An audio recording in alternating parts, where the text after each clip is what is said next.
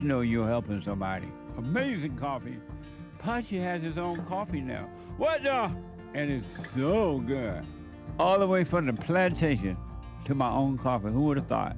Did that coffee come from the plantation? Did I pick my own coffee? Check it out. Go to rebuildingtheman.com, rebuildingtheman.com/stores, and get Punchy's coffee.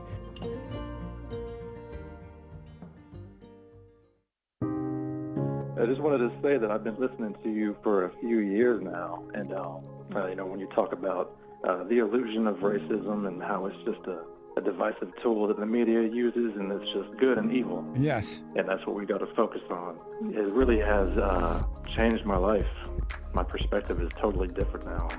I'm more calm. I'm more peaceful. You know, when you talk about forgiving your mother and letting go of that hate, and it just transforms you.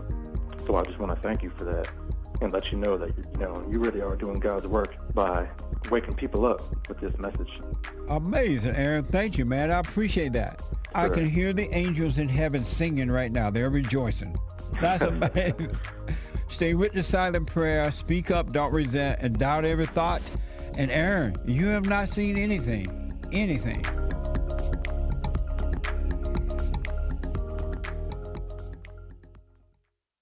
Check out my book, For Race to Responsibility.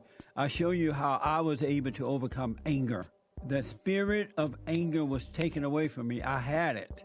And as a result of having anger, I was insecure. I had doubt, worry, fear. I was in a fallen state and didn't know it. And it wasn't until I went and forgave my mother, who tried to turn me away from my father. I forgave my father for not being there and returned back to him. My spirit connected with his spirit, and through him, I was able to return to God. And I have perfect peace. Perfect love casts out anger. And when anger is gone, fear and doubt, worry, insecurity, suicidal thoughts, all of that is gone, and you are free.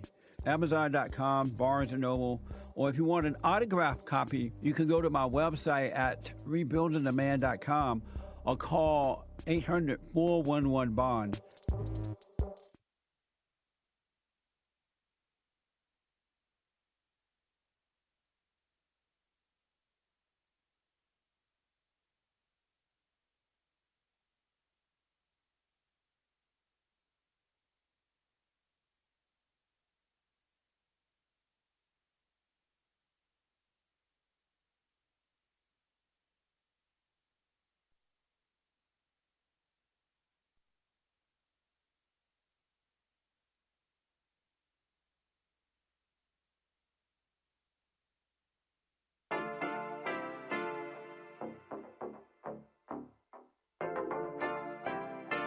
Isn't he Mexican? Colombian. He calls himself American.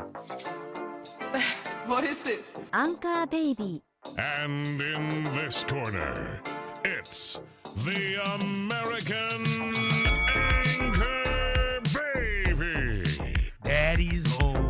That's an offensive term. People find that hurtful. You mean it's not politically correct? Excuse me. I'll use the word anchor baby. He's an anchor baby in Canada. Tell him we still rolling with Trump, too. Anchor baby, the whole thing sounds horrific. You're just making it sound like immigrants are these horrific, greedy people. Ustedes pueden aceptar mi negocio o aceptar las consecuencias. Plata o plomo. So you would be considered white, in my opinion. You the blackest one in this room, I think so. And what happened was his mama got pregnant on the other side of the border, and then a few hours before, just before it was time for him to pop out, she jumped across the border and let him fall on America's soil. So he became the anchor baby. You don't call him the anchor baby for nothing. Amazing. We like this anchor baby, right?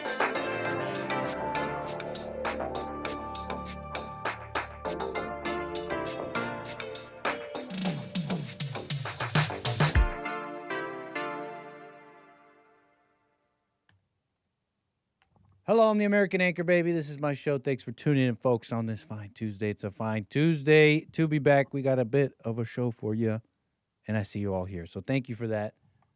What a fine Tuesday. What can I say? We're welcoming our viewers here. How you doing? Rumble.com/American Anchor Baby, Punchy.tv/Anchor Baby, and, of course, the people here on YouTube faithfully watching on the platforms. What can I say? Look, you're here. I'm welcoming you. I'm about to berate you in a moment here. But I see you guys tuning in, and I appreciate it. We'll get to your super chats and all that. buymeacoffee.com/anchorbaby. And, of course, your calls.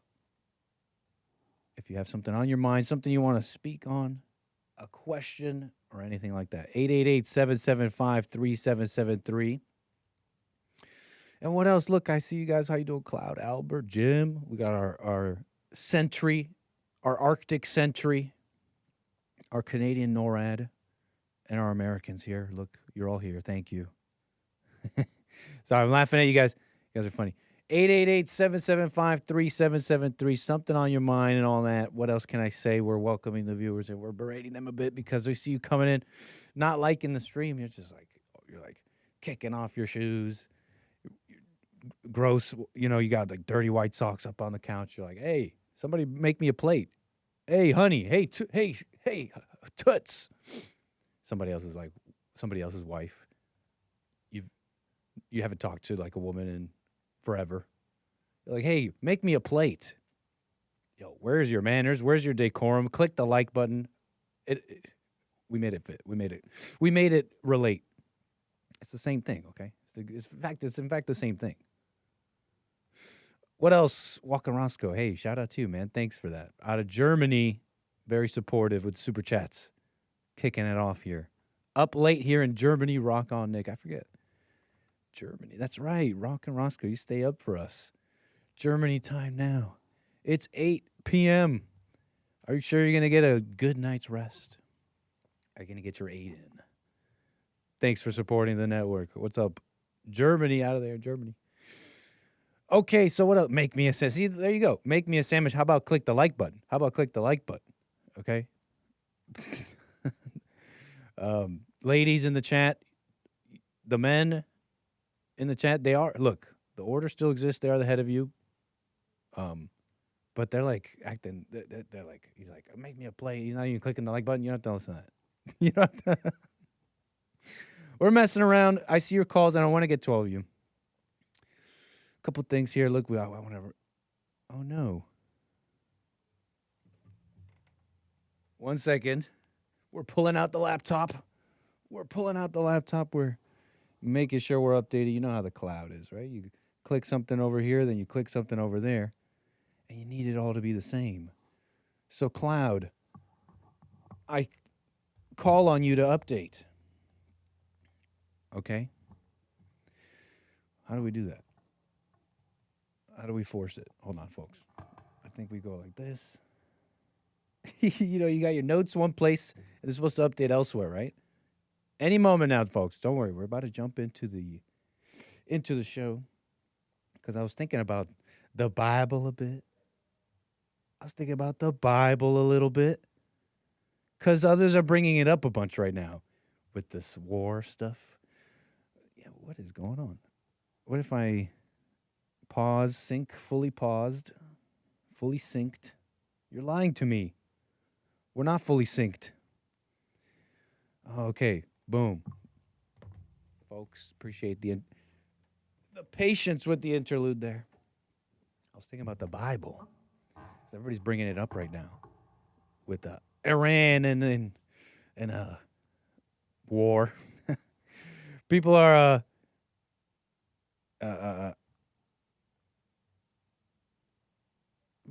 like into the Bible. Okay, so here's where I was. Biblical signs of end times. They're talking about it. It's the end times. You hear these calls every now and again. But war with Iran, they're invoking the Bible. They're saying there's already biblical signs. The world has entered the end of days as U.S. bombs Iran. Anybody out there feeling like, where are my Christians at? You feel the same way? You getting biblical with it? Prophecies. They're pointing to Matthew 24. Okay. You will hear of wars and rumors of wars, but see to it that you are not alarmed. Such things must happen, but the end is still to come. Nation will rise against nation and kingdom against kingdom.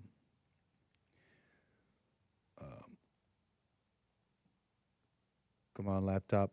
You could do it. She's chugging. Hold on. She's chugging. She's sweating. This laptop in front of me. Don't worry. Girl, you can do it. Is there too many tabs? Don't worry. You can do it. There you go.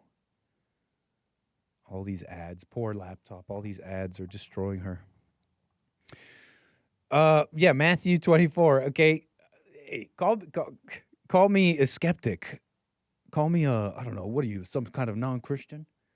When I think, hey, that's a little bit of a stretch, no? Matthew 24, really? You will hear of wars or rumors? So like any war, you can use that with any war. You think that's a little illogical, Christians? Maybe a little bit. Ezekiel 38:5 refers to Persia, widely understood to correspond to modern-day Iran. It's part of a prophetic coalition that will rise against Israel in the latter days. Persia, Cush, and Put will be with them, all with shields and helmets, the prophecy reads. It's Persia. It's like modern-day Persia. It's happening. Some are further. They go further. They're like, whatever. They got different, like, religious meanings, and it's like, this is all prophesized. But it's a little bit of a stretch, in my opinion. It's a little bit of a stretch on some of this stuff. A lot of this stuff. It's like, you could say that about all of time.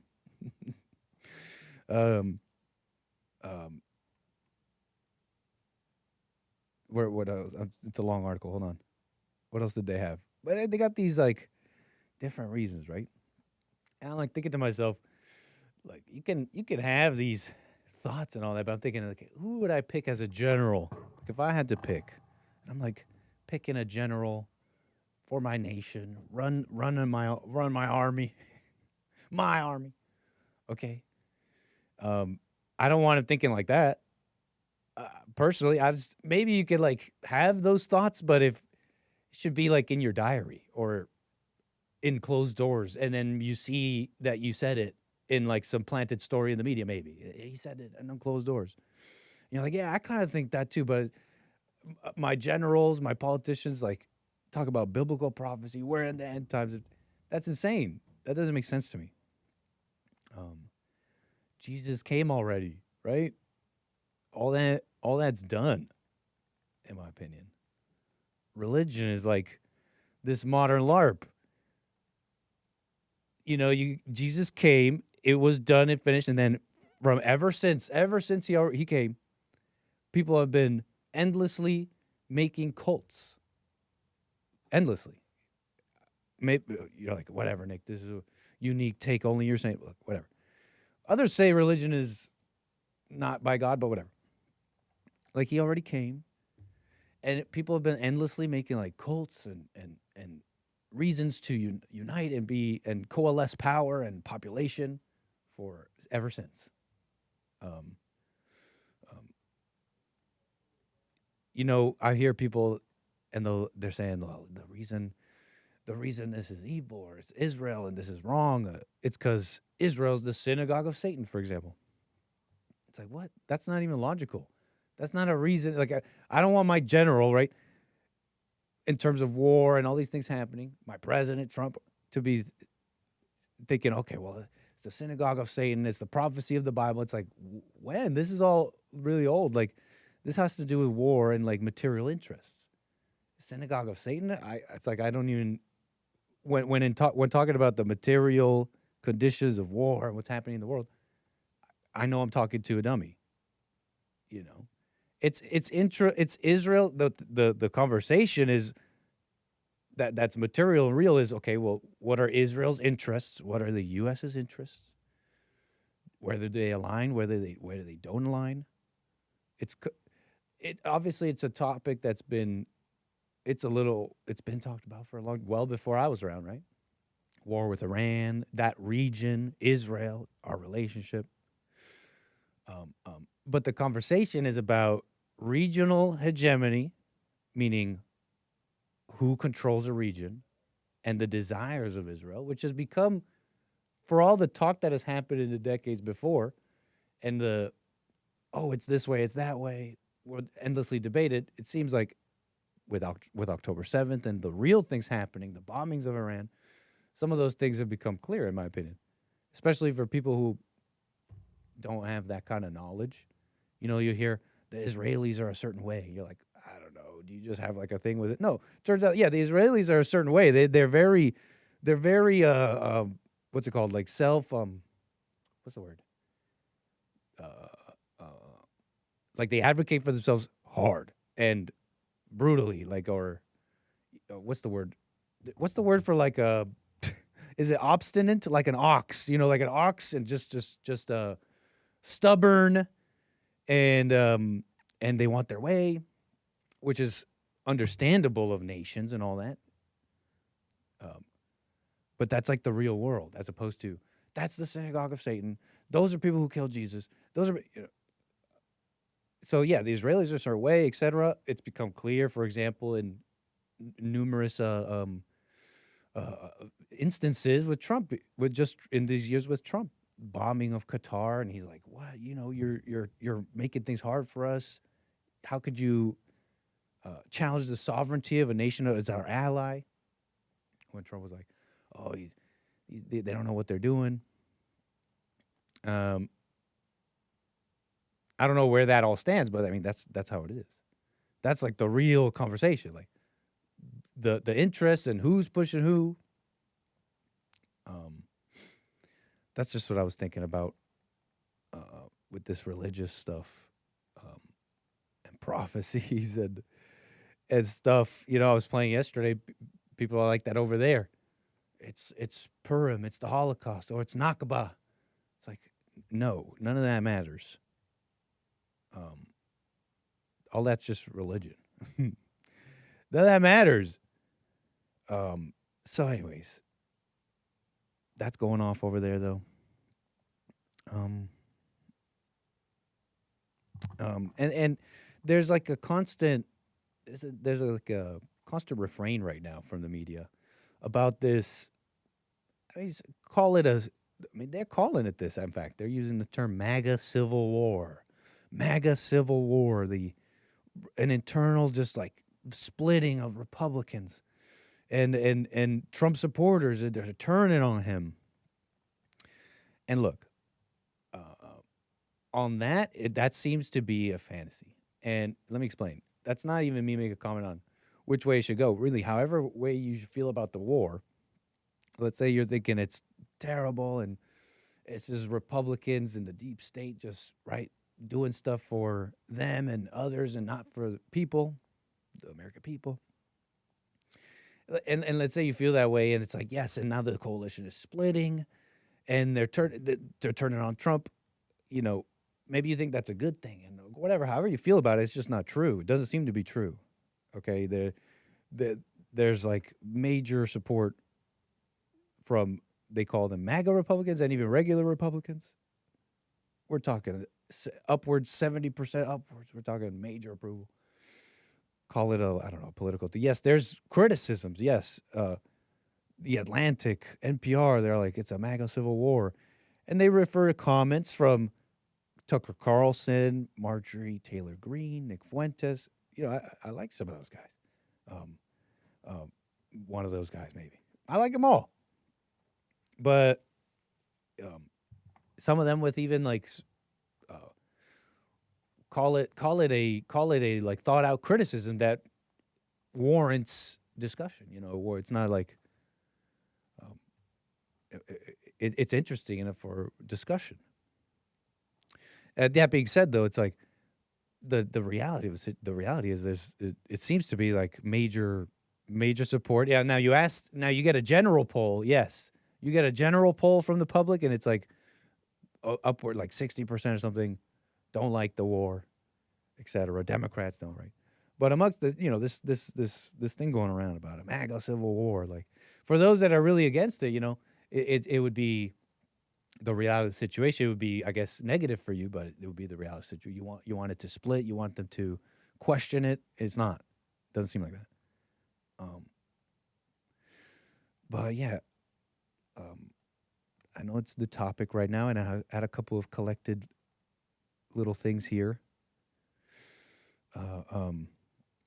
about Iran and just kind of things that have been coming up. There was this moment Trump was describing, I think he was asked about the worst case scenario, how this whole Iran thing can go, and what would be the worst case scenario. And let me play it here. We got the footage. We got the clip.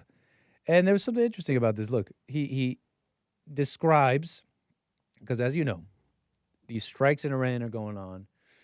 And the reason, right, the reason is, well, they're building nuclear weapons.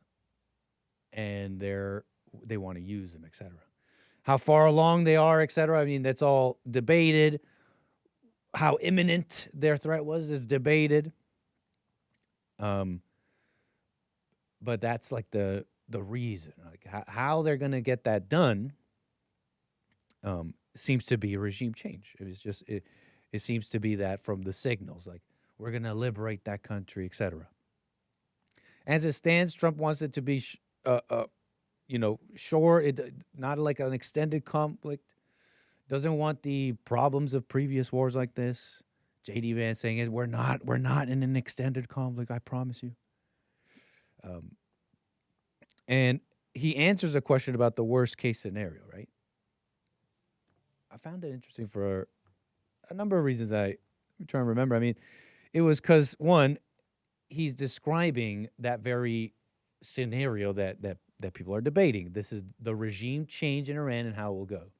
You know, this commentary, I mean, I think it puts it in perspective that is the topic at hand, regime change, etc.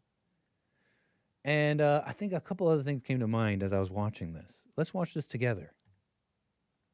Let's watch this together, you and I. Let me unmute this.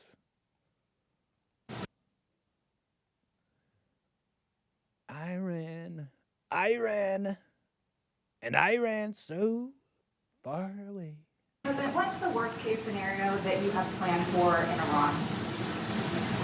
Well, I don't know if there's a worst case. We have them very much beaten militarily from the military standpoint. They're still lobbing some missiles. At some point, they won't even be able to do that because we're hitting all of their carriers. We're hitting all of their missile stock.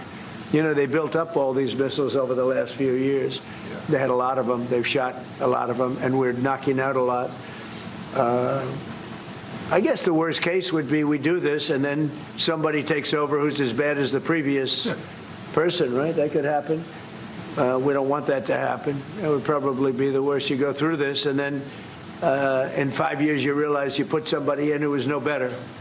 So we'd like to see somebody in there that's going to bring it back for the people. And we'll see what happens with the people. You know, they have their chance. And we've said don't do it yet. If you're going to go out and protest, don't do it yet. It's very dangerous out there. A lot of bombs are being dropped. But I would say that would be about the worst. Do you have someone in mind right now? Because you said... Yeah, so that would be the worst case scenario, right? It would be kind of like a waste. Right? That's all big ifs. Trump's pretty confident, you know, about how things are going over there. You know, it does put into perspective that is like the topic at hand. That is the debate and what we're seeing how it's going to go down, essentially. I was thinking about, though, there's this story or whatever that keeps going around about Trump, the administration, and their so-called forced hand. This so-called forced hand. Essentially, the story goes that Israel, that they were planning an attack. This attack would, of course, force a response from Iran, which would include American targets, U.S. targets. So the story goes that the U.S. struck first. The U.S. and Israel struck first because the U.S. knew that should Israel strike, then the retaliation would come from Iran to both of them, and the casualties would have been far higher. So they had to strike first or something like that. That's the story that was going around. They actually asked Trump specifically about that. Did Israel force your hand on that? And let me play that really quick, too. I was just thinking something here. there's this story going around. It's like Today we're okay, that's just unboxing Charmin that's Ultra just Soft Charmin. Smooth Tear. Okay, we all know Charmin. Wow, these That's fine. We know there's a very effective toilet paper, but I think we're the laughingstock of the progressed world who instead, I don't know, sprays water or something. I don't know. Figure it out. He's asked about the forced hand. Did Israel force your hand? Now, of course, this also comes. That story is partly, if not totally, because of Marco Rubio's comments. He essentially said exactly that we knew that Iran would be triggered by these strikes, so we launched first. That was like a comment from Rubio. So you understand that's where a lot of that's coming from, if not all of it. Let's watch Trump really quick. He says no. In a moment, any moment, he's going to say no. Okay, unmute. Here we go. Against Iran, did Netanyahu pull the United States into this war? No, I might have forced their hand. You see, we were having negotiations with these lunatics, and it was my opinion that they were going to attack first. They were going to attack. If we didn't do it, they were going to attack first. I felt strongly about that. And we have great negotiators, great people that do this very successfully and have done it all their lives very successful. And based on the way the negotiation was going, I think they were going to attack first. And I didn't want that to happen. So if anything, I might have forced Israel's hand. But Israel was ready and we were ready. And we've had a very, very powerful impact because virtually everything they have has been knocked out now. Their missile count is going way down. And then he expresses how well it's going. And I thought this was interesting because there's something funny about this story in how people want to see what they want to see. It's very interesting because for some, I mean, I guess in their heads, you have to assume what they must be thinking is going on. Because if they believe, well, Israel forced their hand, just totally. And then you have to assume, then you have to also be thinking that Trump never wanted to strike Iran. The U.S. doesn't want any war with Iran. We're just like, oh, please, we don't want war. But all the Israelis there they go bombing. I guess we got to do what they do. I mean, they own our stuff, right? I mean, that's just like, that's very wishful thinking. Like for those who, like, say, some of you who are like, you've thought about Iran, or maybe you were told about it and you heard somebody say something and you're like, this is not good. It's a bit of like wishful thinking. You're like, see, Trump doesn't want to. Trump just wants to chill. He just doesn't want to do anything. He doesn't want to fight Iran. It's just these Israelis. That's wishful thinking. Like you really think that it I don't know why would you even think that? Like there's just no indicator for that.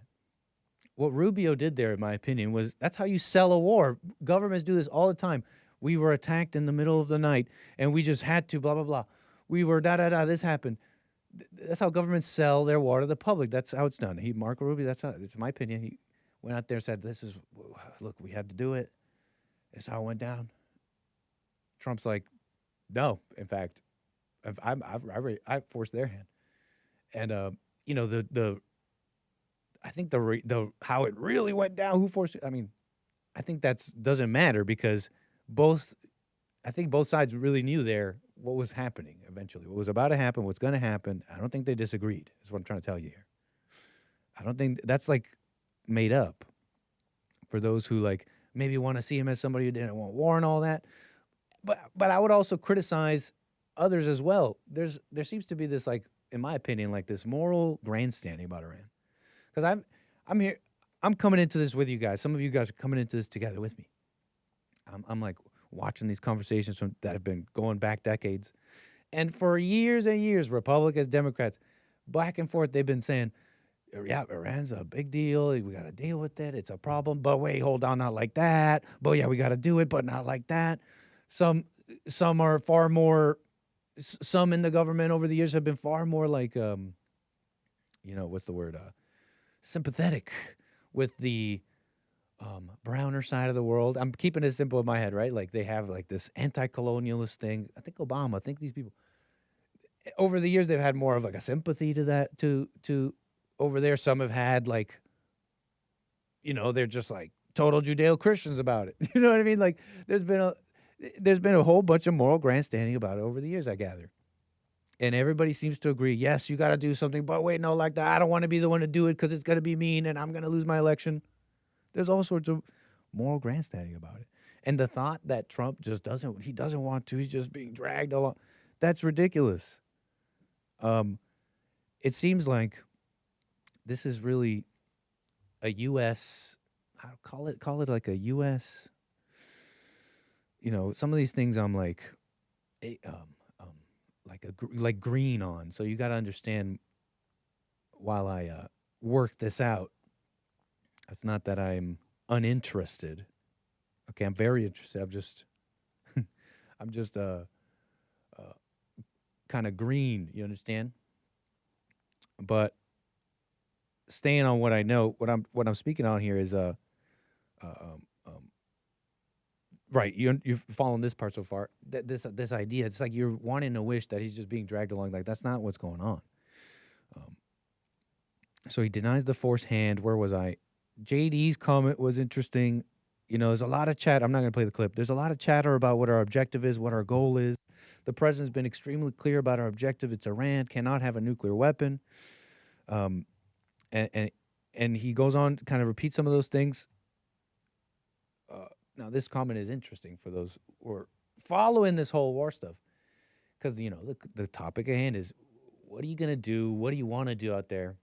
Of course, he's saying, it's just the nukes. It's the nukes. But you got to understand, how is what matters. Trump is not going to rest until he accomplishes that all-important objective of ensuring Iran can't have a nuclear weapon.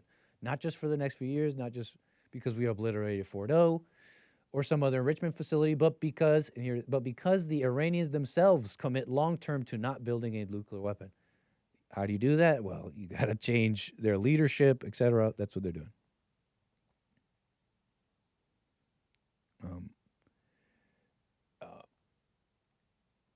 So where was I? Just other interesting things I had here.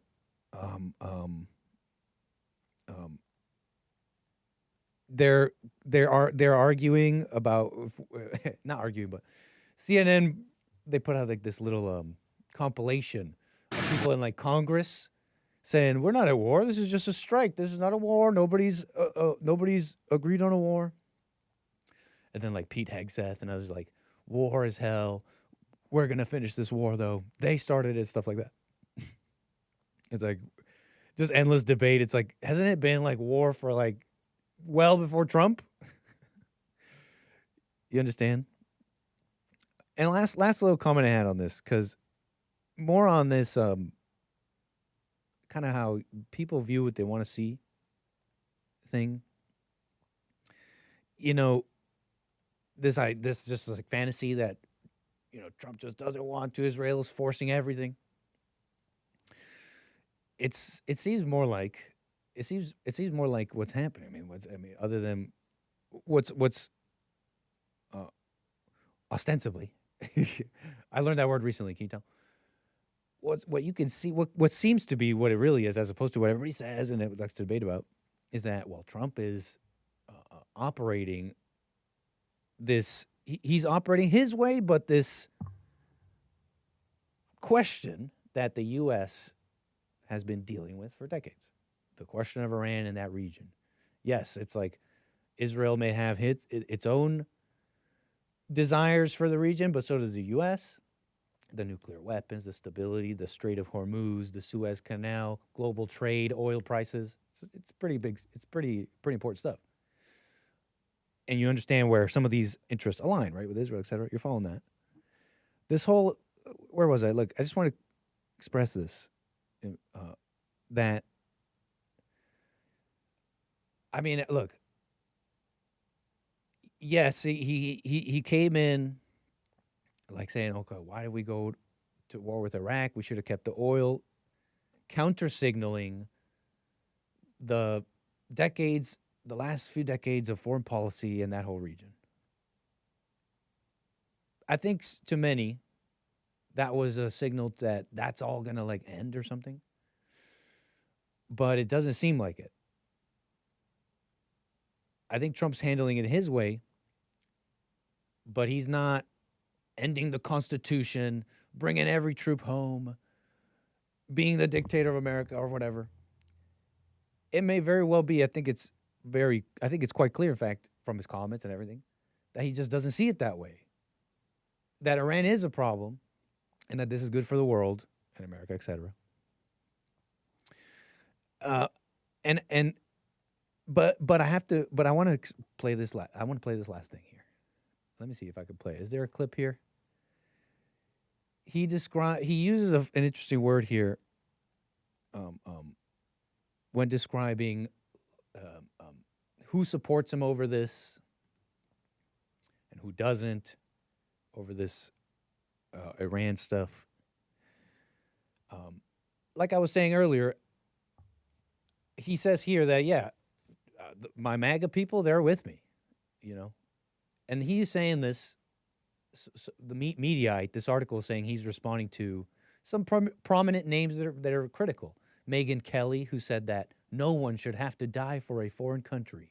Tucker Carlson, who apparently called the attacks absolutely disgusting and evil.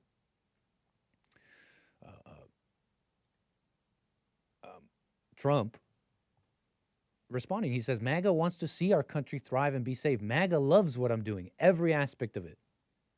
I think that's largely true if you look at like the polls and all that. Yeah, they'll tell you the public, the Democrats don't like it. But I mean, largely MAGA is like, they love Trump. And I love Trump too. This is he says this though, check this out. MAGA loves what I'm doing, every aspect of it. This is a detour that we have to take in order to keep our country safe and keep other countries safe, frankly. I don't even disagree with that. I don't even necessarily know, to be honest. But he says it's a detour. Like this detour, I have to assume from what? Like, what is he saying? I mean, I think I have to assume that he means like a detour from like just being totally America first. Again, maybe I'm getting this wrong. Tell me, 888-775-3773. But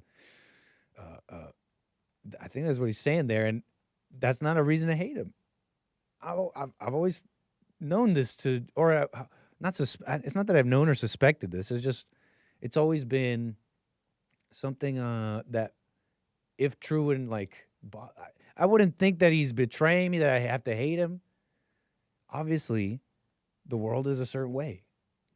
And he's like making all the deals he can, but there may be a limit. I don't think that doesn't make him not tough. That doesn't make him not like strong, and all that. But the material conditions of the world is so that he has to do this and a little bit of that. I don't know. That's just my opinion. But that he doesn't want. Where was I here? It's just not that simple. And he's not burning it all down to bring the troops home. In fact, I think he sees it the way that like the U.S. military has seen it to some degree. I think he agrees with that. And Iran being an issue. Anyways, so these were the things I had collected about Iran. And what has been going on. Did you see this moment, though, with this F-15 fighter? Back up. I'm American. Back up. This was interesting. Let's see if I can play this footage.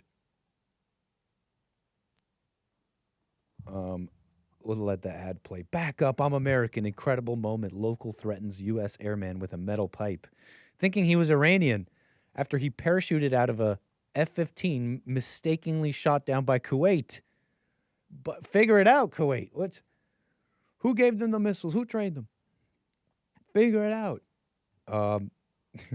I hear friendly fire happens. I don't know if to this level. It's like we're talking about F-15 got shot down. Maybe some small arms fire with a not perfectly coordinated infantry. Maybe something like that. But I don't know. I watched some film on military stuff. I don't know everything. Maybe they do missile each other, but this seems this seems pretty bad. Footage on social media shows a group of men approaching the pilot and shouting while one of them brandishes a metal pipe. These guys were about it. Is anybody here gonna walk up to you see a fighter jet come down, you see a little parachute, someone ejects out of it, you're like, that must be an enemy fighter. Holy crap, they're landing not even that far from me. Bro, let's go. Are you going with bro? Are you following bro who's holding a metal pipe? Bro is holding a metal pipe and he's like, let's go. That's an Iranian. What are you doing in that situation? Let's see, can we get audio out of this thing? Unmute. Volume down. Not black. Whoa, we're showing you the mainframe. You weren't supposed to see that. Watch this. Done. Go. Done. Back up. He's speaking English. That's some pretty good English. Okay, maybe it's not just you and bro. Maybe it's you and like a whole bunch of. Maybe you're rolling deep. Maybe that's why you had some confidence here.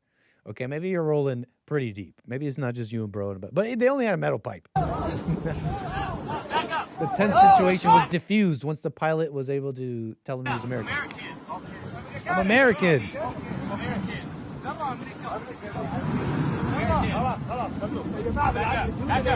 Back up. About to hit him with a pipe.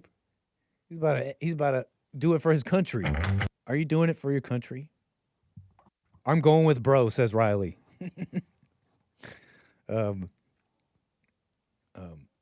This is why aliens won't come down to meet us. Do you want him to release the UFO stuff? Some people say that's a distraction.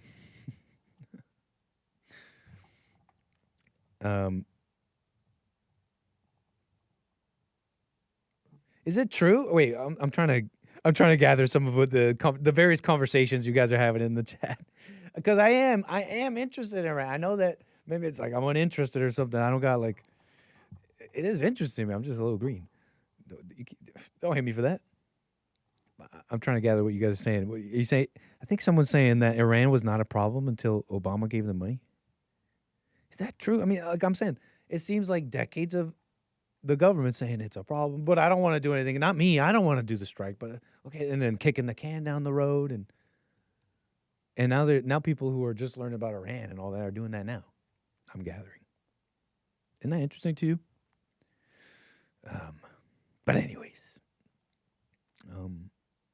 what else did I have here? Jet shot down. There was one more thing about this. About the jet. Back up. I'm American. No, sorry. That would have been funny. That would have been pretty funny if, you see their headline. It says, back up, I'm American. Mistakenly shot down, defends himself. And then you get the footage, and he's like, back up, I'm American. Hey, that's an American. Hold on. Friendly fire. Did the Kuwait friendly fire incident accidentally expose a DEI secret? CENTCOM. Okay, hold on. Where was it? A new military mess out of the Middle East. This is Revolver raising more questions about what happened.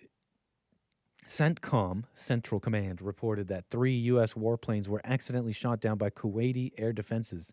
Thankfully, all 6 air crew members safely ejected and are in stable condition. Within hours, though, armchair posters began digging into the details. One ex-poster, in particular, raised a theory. Okay, the F-15. In this person's theory, the numbers are off. Okay, there's this theory. It's an online armchair general theory interpretation of what might have happened.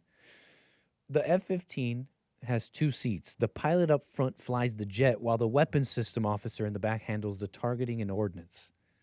In the recent shootdowns, 2 of the WSOs were women. Based on the relatively small number of female aviators, he thinks something's up. What do you think?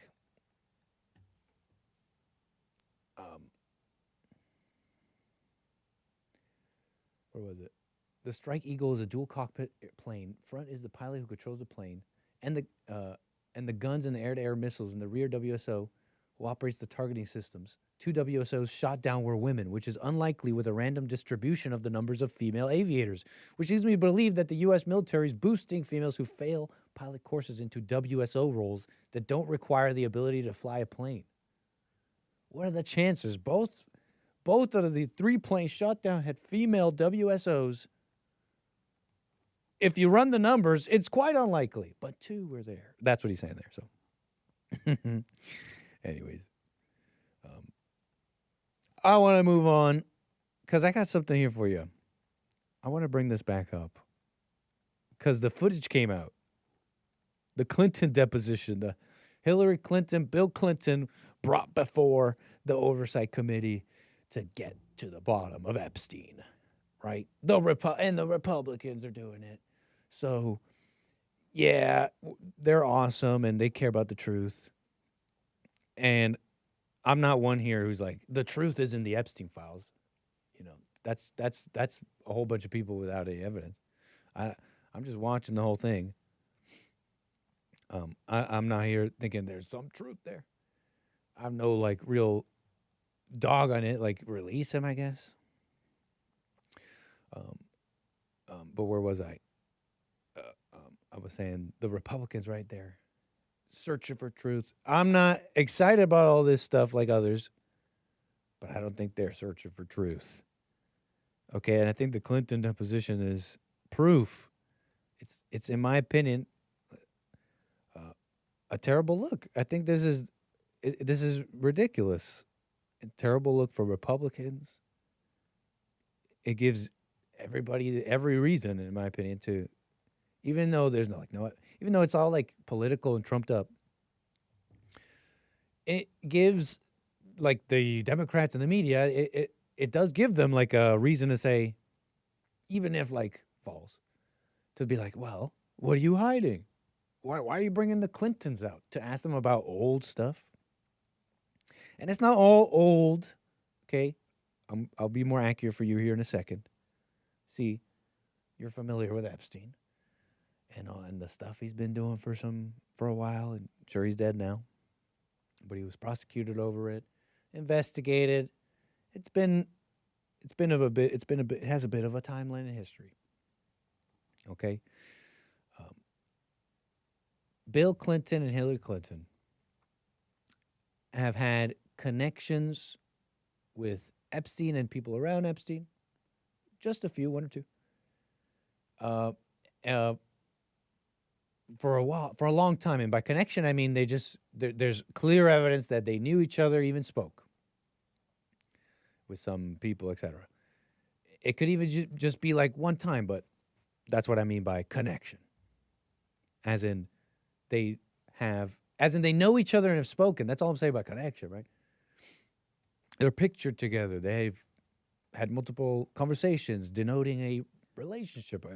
That could be business. It could be professional. These connections have been known about Hillary Clinton and Bill and all that. They've been asked about these things. Now, they've been brought before the Oversight Committee again. This brand new Oversight Committee is fresh, but they've been questioned about all this stuff again concerning this latest revelation of files, which has brought scrutiny onto certain individuals, like Howard Lutnick, for example, an individual who's in the Trump administration, high up, and has had dealings and connections with Epstein and people around him. Now, that on its own is not really evidence of anything. But to some, and maybe even in the DOJ, it could be enough for at least questioning, a deposition that might reveal something more. And anybody that knows anything about law, I mean, that's how these things go. I mean, when you depose someone, you might get something. Sometimes you get a big thing. Sometimes you get the thing, and you're like, wow, follow that thread. So right? I'm not decrying such things. That's how these processes go. They're trying to get information. And fine, if I wanted to be fair, so to speak, yes, you could say there's been there's the latest revelations about Howard Lutnick, which is, by revelation, I mean just correspondence, right? That's not to say there was even anything illegal in the correspondence, but with this renewed scrutiny on Howard Lutnick, now they brought the Clintons in, right? They're saying, how did you know Lutnick? Because it's obviously you knew him. You had a relationship. But here's the thing. That's it. That's all it is. That's all it is. It's like when they show you pictures of Epstein and somebody like, how did you know Epstein? And the assumption that it was like a crime or something. They're bringing in the Clintons for the very same thing. They're asking Hillary, like, how did you know Howard Lutnick? Like, as if they didn't, like, as this is not a documented, known relationship. It's a little ridiculous in my opinion. And I'll play you this first clip because the footage is out now because it was a closed door deposition and all that. Or maybe it's not a deposition, but they're just questioning him on the oversight committee. The footage is out, and I thought, let's watch this first one. This is the ladies. Let's watch the ladies go at it. Nancy Mace questioning Hillary Clinton. I gotta say, I think we could talk about Hillary here. She's I've heard her described as, just quickly frustrated. What's the word? Is it ornery? Maybe not ornery. Just just passionate. Maybe just quick to anger. There's a better word for this, but she's out of the pair. I think quicker to fight. I think you see this in here. And maybe fair criticisms to her. I think Nancy Mace is the real. I don't know. It's just if you want to talk about no decorum, a clown show of our political system of the government, it's Nancy Mace. It's really this whole, in my opinion, bringing in the Clintons. Like, for what? If you bring in the Clintons for what they say, then you should. The Republicans are right now saying, well, you can't bring in Trump. There's no reason. Epstein was clearly documented. They had a falling out. No. But it would be the same level of standard to bring in the Clintons. I mean, leave the Clintons alone, because if you bring in the Clintons, then bring in Trump. I don't think he should be brought in. Like, what for? Check this part out, though. I want you to listen how terrible it is to have women in the government. And what an embarrassment it is for the Republicans to think that Nancy Mace is at all, in any shape, a reasonable, rational person. She's insane. She's an insane feminist. And I want you to watch how she questions Hillary Clinton.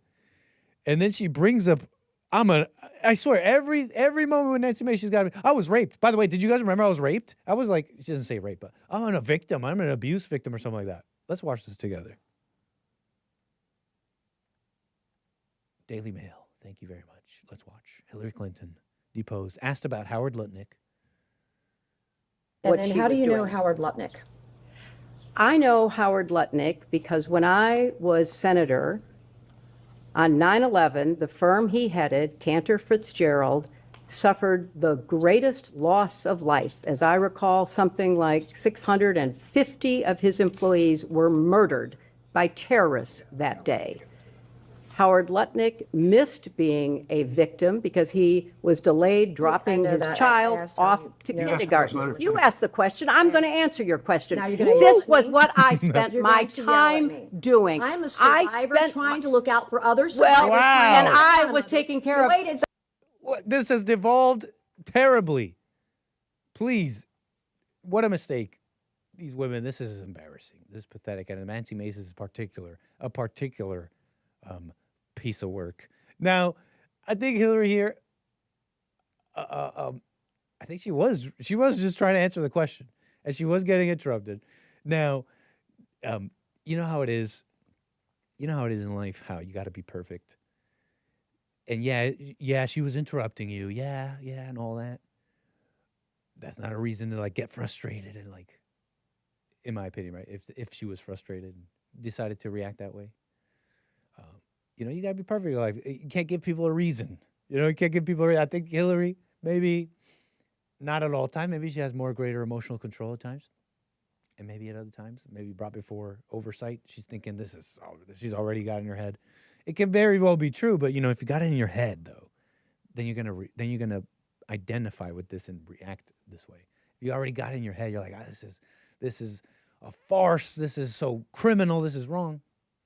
It could be those things, but you can't be like identify with it, right? Because then you're like, of course, I'm answering your question. It's like, but Nancy Mace, what a interrupt. Just like, what is this? This is a Hake Report. What do you call this? A farce. Like it looks so wrong. Interrupting her, and then she's like, I'm a victim, trying to get the story straight. Don't you know I'm a victim? Like, this is not government. This is so wrong. That day. Howard Lutnick missed being a victim because he was delayed dropping his child off to kindergarten. You asked the question. I'm going to answer your question. Now you're going to yell This at was me? what Now I you're gonna spent yell at my me? time. Right? It's like she gets to say that because she is, I guess, getting heated. But Nancy Mace, what are the Republicans doing? This is ridiculous. Now you're gonna yell at me? I'm a victim. I'm a survivor. I'm a survivor. She calls herself. What a feminist. What an evil feminist. What an evil feminist that hates. She literally cannot help her hatred of men. That when speaking to a woman about something completely unrelated, she has to talk about how she's a victim. That's how much she can't help. She literally can't even help herself. Her man hatred. Nancy Mace.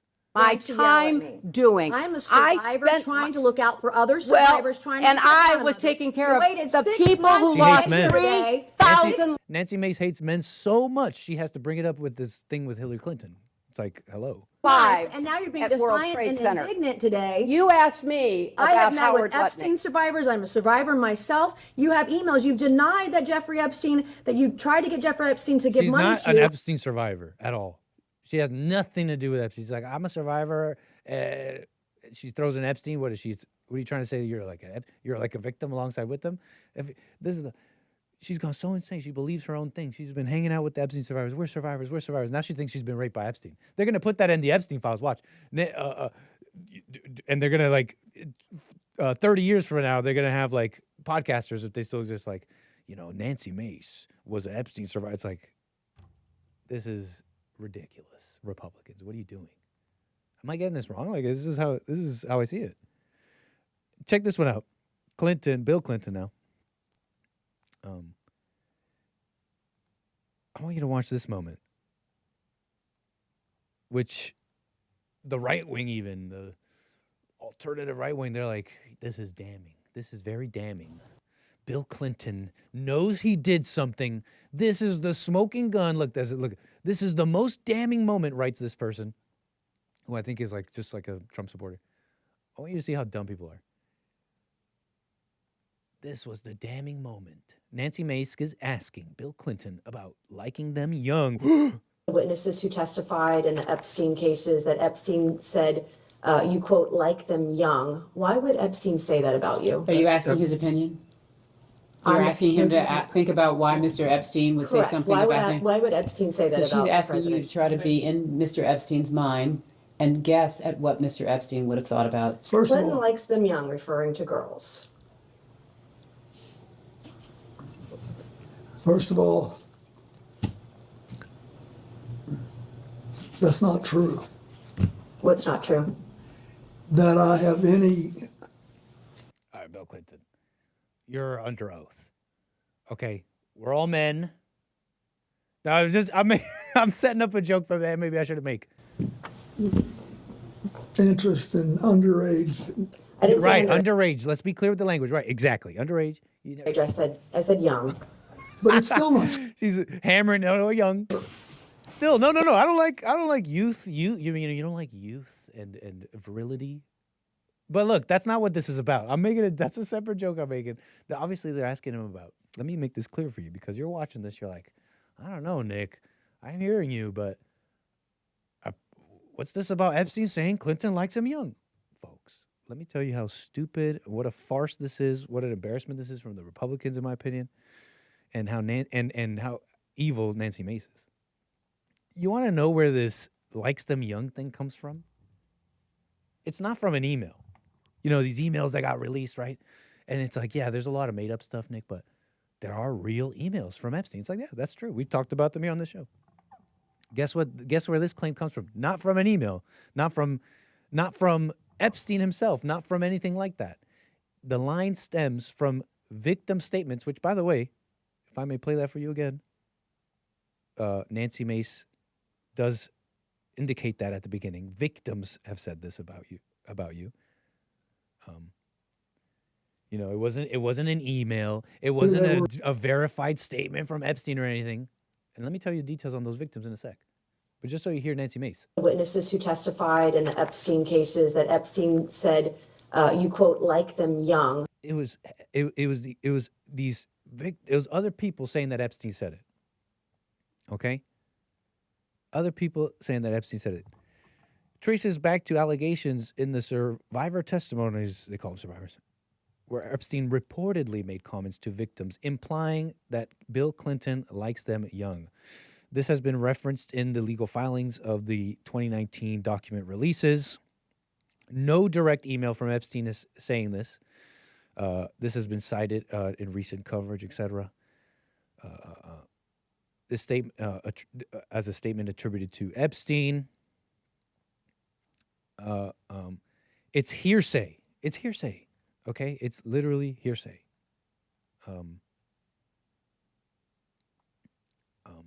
And Nancy Mace is the survivor, standing on it. Do you see what a farce this is? It's like, we know this. We know all this about them. We know about the relationship with Howard Lutnick. This is not a secret. We've asked them about it before. But now there's this new file. Howard's named again, giving us a halfway reason to bring him in and ask about Howard again. Hey, we could do that. And how about this? How about we throw in hearsay? Oh, now we're a real oversight committee. Yeah, now we're a real oversight committee doing a real job. That's why I think this is ridiculous. So I'm moving on from it. I do want to show, wait, really quick. Can we laugh together? Evil people out there, let's just laugh about this. Okay, you're evil out there. You're like, no, this is proof he's a pedo.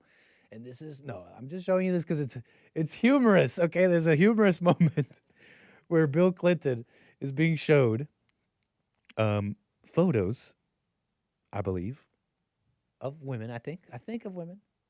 I think I see a hot tub or something. And, you know, I mean, I think you're supposed to, right? And obviously he was showing this for a reason.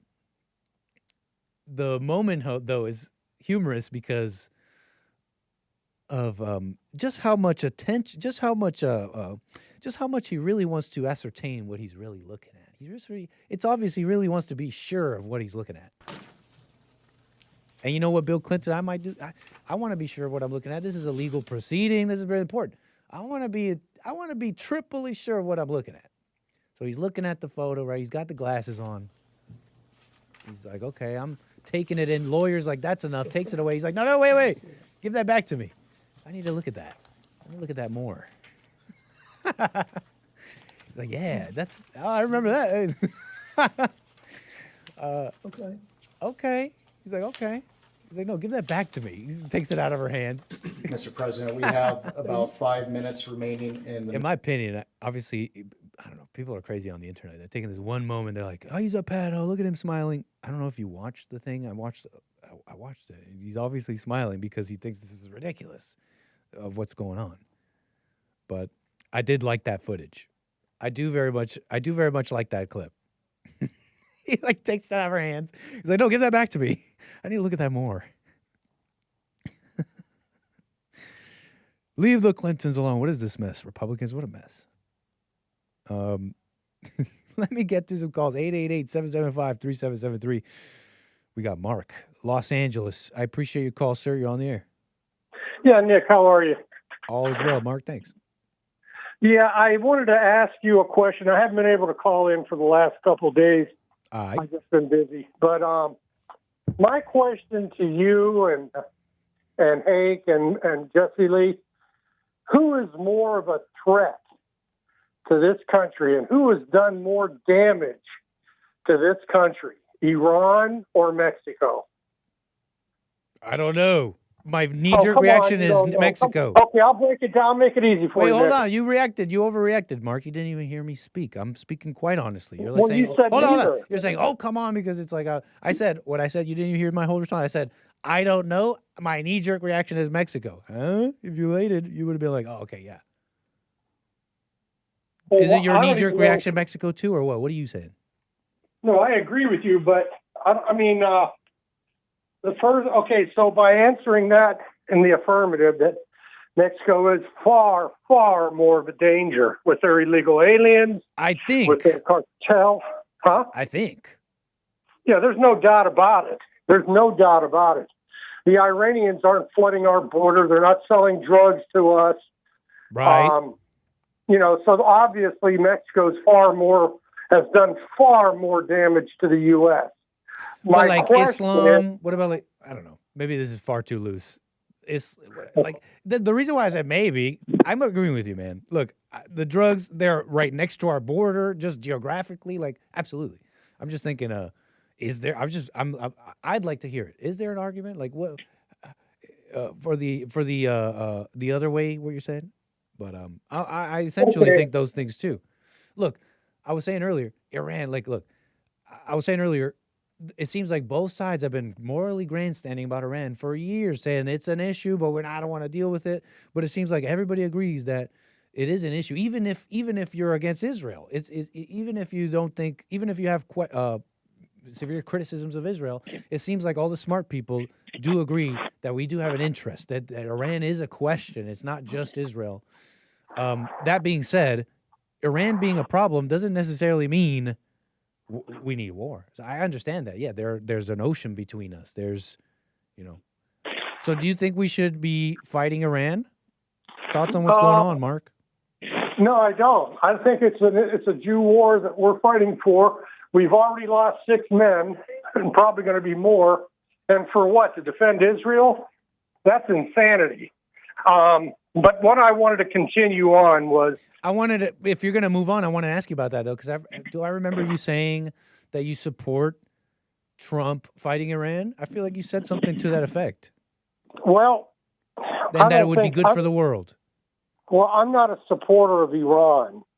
The point of my first question about who has caused more damage to the U.S., I wanted to continue and say, well, if it's agreed upon that Mexico is a bigger threat to our security than Iran, why aren't we arresting the woman president on there, Sheinbaum?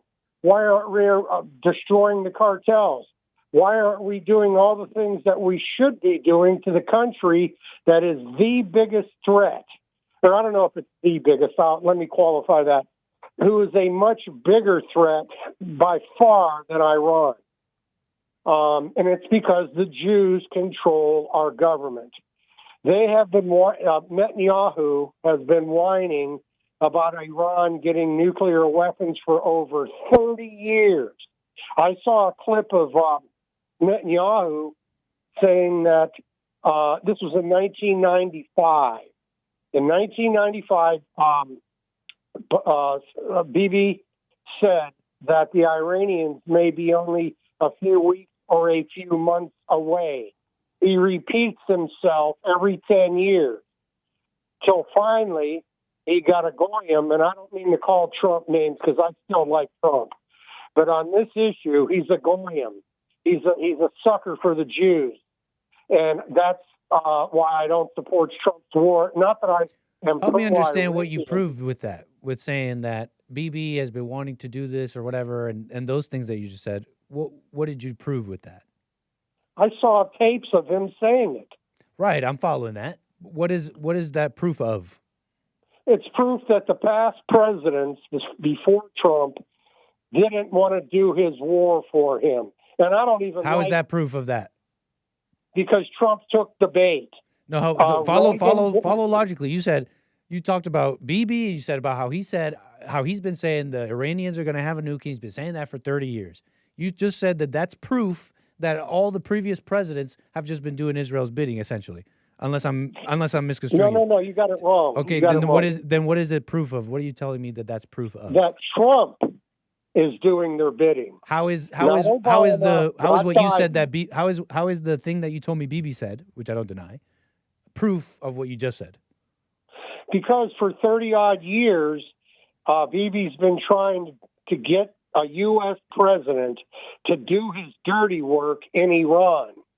And also for 30 years, supposedly, Iran has been building this nuclear bomb. It's just bogus. The whole thing is a lie. So they've never built anything even close to a nuclear bomb? That's just a total lie. Maybe. Oh, but why would it you said take it was a total 30 lie. Years? Why would it take 30 years? You said it was a total lie, though. So are they? Do they have nuclear capabilities or not? I don't know if Iran does or not. I'm sure they don't now. But my question would be, they don't what now, have so they they been used to. doing for 30 years? What was Obama doing with the nuclear program? What was he trying to stop? Obama was an enemy. He was right. But like, how follow though? Like, what was he doing? What was the nuclear deal with Obama for then?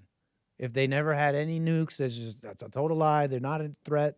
No, okay. I don't really have an opinion, but I'm hearing you be very, very definite about it, and I want to know how you know that. That there's just no nuke there. There's no problem.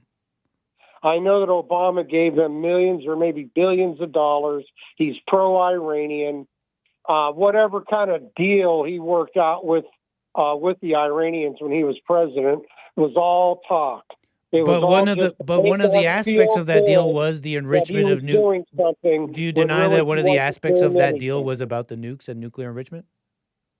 Yeah, it was, but it doesn't mean anything. So then what we're talking about is not the Obama's allegiance and where he stands. What we're talking about is the purpose of of the nuclear deal, which you deny was about nukes at all. You're saying that Iran's not a nuclear problem at all. I'm trying to understand they're not now. Huh? They're not now, and I don't what think makes they you say ever that? had. How do you know that? I don't think they ever had the capability to set those bombs out. If they did, they would have done it already. But why? How do you know that? How do you know that? They have missiles and they got the nuclear stuff. What makes you think that they wanted to do that? Well, that's what the Jews are telling us for 30 But that doesn't mean that they're going to launch it right away. Well, or now that they're it's under just like attack, this would be the prime time. And it also doesn't mean that this would be the prime time. It's a hoax. But you're assuming things here. You're saying if they had a nuke, if they could have a nuke, they would have launched it already. Nick, this is ridiculous. They don't have a nuke. Right. But that's ridiculous. But you don't understand what you're saying. You're making an assumption as if this. Hey, how about you just said it? In fact, yourself. You're just like they don't have any nuclear capabilities anymore. Why is that, Mark? Well, they were bombed, right? Do you think that was the only? Do you think that was the first? Do you think that was the only thing that has been done on Iran? That was the first bomb on Iran ever. Well, I don't know. No, I don't think it was. Right, and why do you think it wasn't? Because you're assuming that Iran just unfettered would have already launched a nuclear bomb. Maybe, hey, what about those other strikes and other wars? They've been stopped multiple times. I don't know if you know what you're saying. I don't know if you know what you're talking about. I know exactly what I'm saying. If they had nuclear what I'm saying weapons, is they've been interrupted before. Used them. What are you're saying? They would have already used a nuke. They've been interrupted before. Is what I'm trying to tell you. Okay, let me try to get a sentence in. Okay, if they knew that they were going to be attacked by the U.S. like we did this week, late last week, they would have shot those missiles off. They wouldn't have wasted any more time. They wouldn't have gone into hiding. They don't have a usable nuke. That's what that's the point. Then why here. are we bombing them? Because they're on their way to make one. That's what they say. You just conceded they don't have them. Not one to launch right away, but they have the missiles. They could put one together real fast. So I'm hearing. Are you familiar with the nuclear hedging that Iran has been doing for decades? No, you keep jumping around. No, I'm not jumping around. I want to talk about this thing and get it done because then we can move on to the things you want to say. I'm on this because. You just made a claim, so let's just clear this up. Look, you're saying they have you're making this pretend argument like they have no nukes. You know for a fact that they were enriching uranium and building missiles. What happens when you put those two together? You're a stone's throw away from a nuke. You're a stone's throw. So when I say, sure, they didn't have a launchable one right now, you're taking that as, there you go, smoking gun. They never had a nuke. No, Mark, what are you not getting here? They've been interrupted multiple times. They've been this bomb by Trump recently wasn't the first bomb on Iran for the same reasons. Are you following that much at least? Who was Iran bombed? Huh? No, I'm talking about America No, I'm bombing asking you Iran one and question. interrupting their Who nuclear has capabilities Iran before. bombed? Who have they bombed? You said what? I'm asking you for the fourth time. Who has Iran bombed? I don't know, like Israel and stuff? Yeah, What are you you don't asking? know because they didn't bomb anybody. Not recently. You're talking you're about this falling one. for You're the talking hoax. about this one with Trump. Yeah, they struck first. No, I'm not no, debating no, no. that though. They've What are had you mad at me 30-some about? years. I'm not They've had debating 30 that. I'm You saying keep interrupting. They've because had you're 30-some like years because you're to like drop off a on the deep bomb, end and they because didn't do it. here's why I'm interrupting you, Mark. I don't interrupt you usually when you're just speaking a fact or something, but I'm interrupting here because you're off on the deep end, going off No, and I'm off not. about something far simpler that can be quickly understood. Let me just clear it up. I'm simply talking about the nuclear hedge. Yes. Do you deny that having missiles and having missile technology and having enriched uranium is a stone's throw away from a nuke? I agree with you on That's that. all I'm talking about. No. You're still way off. What am I off about? North Korea, listen, you got to let me talk, Nick. I don't have to do anything. I asked you what am I off about, and now you're going to answer. No, I know you probably took the $7,000 and you. Bye. I don't have to do anything. Okay. Nick's angry. Nick. I don't have to do anything. Okay. Moving on. Like, why fight me on that? Like, talk about Israel. It's like you had every moment, but it's like, no, you're saying there's no nukes. It's like, who's not understanding what I'm saying? I'm saying they're a stone's throw away from a nuke. And you want to say, that's no nuke. That's no nuke at all. There was no justification, no nuke at all. But yeah, no, I agree with you, Nick. That is a nuclear capability. That's what I'm talking about. So can we move on? But he didn't want to move on. He's like 7K. So whatever. Call me tomorrow. But yeah, so it was an interesting. Here's what's interesting about the convo. Here's what's valid about the convo, which is essentially, sure, Iran. Here's the thing: the U.S. has interests in that region.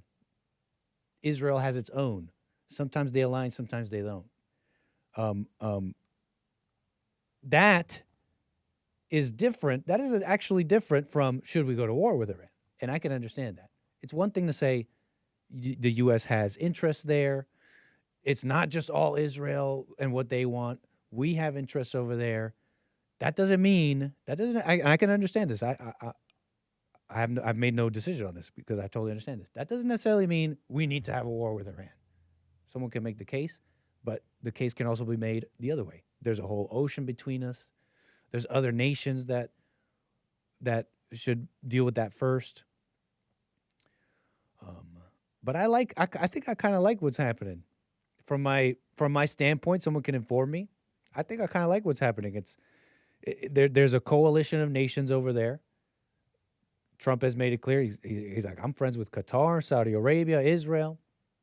It's messy right now, but soon these countries I just mentioned will be the security force over there, and the U.S. can leave it alone. I think I like what's going on over there.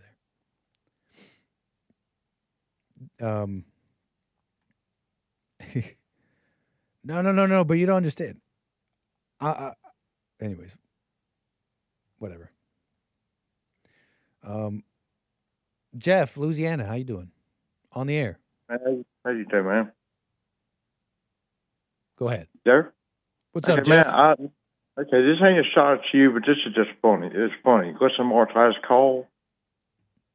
Hake doesn't have enough. He said every time y'all disagree with him, he throws out the $7,000. Wait, what'd you say? Every time y'all disagree with him, he throws out the $7,000 from Israel. What did we disagree on, though? Nothing. Just when y'all don't let him talk or say we what didn't he even wants get to to do. a disagreement. No, What did we y'all- even disagree on? He just he was not understanding me and didn't stop talking long enough for me to make it clear. That's what I'm saying. But when y'all do that, he throws out. I took $7,000 from Israel every time. Oh, okay, But I follow you. Okay, but this is the part that's funny. Is he says to Hake, then he says, "Well, I didn't give it to you. You don't have enough listeners to get it." Wait, what'd you say? Then he said, He told Hake a couple weeks ago. He says, "No, they probably didn't give it to you. You're not big enough for people to give it to." Oh, Not enough really? people- That's just his. That's just.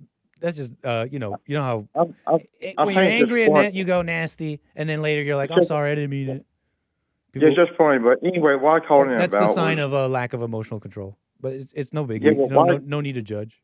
You say Yeah, something but you don't mean, and then you're like, "Oh, I'm sorry, I'm your friend." yeah, but the thing I called in about was the Israel thing. Of course. Everybody wants to jump. People that's calling y'all shows want to jump to the Jews in Israel over Iran. Does nobody stop and think about how much all the other ways this has a positive impact for us, or other regions we would do it instead of Israel? Like how we're cutting off the Chinese. The Chinese lost 10% of the oil supply from that bombing. Trying to shut down the what is the strait up there? The ship oil. Strait of Chinese Hormuz? lost 10%. Yeah. China's lost 10% of the oil from there. China's lost a lot of oil from Venezuela. So we're weakening Chinese. So we don't have to get into some drawn out conflict with them when it does, when stuff does break down, because we're cutting off their allies. Who does China have as ally, really?